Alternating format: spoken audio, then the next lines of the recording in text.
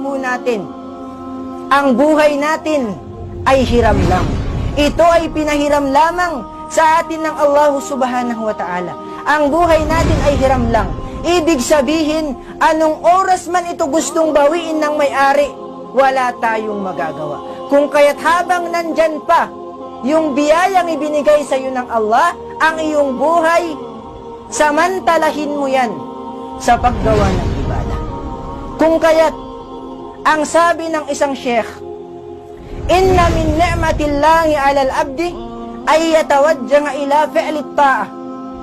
Lianna an-nafsa illam tashtagilha bit-ta'ah shagalatka bil ma'siyah. Inna an-nafsa la'ammaratun bis-su'.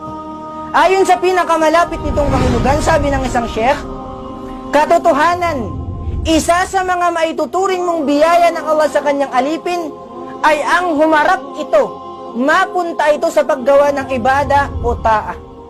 Lianna an-nafsa illam tashtagilha bit-ta'ah shagalatka bil ma'siyah.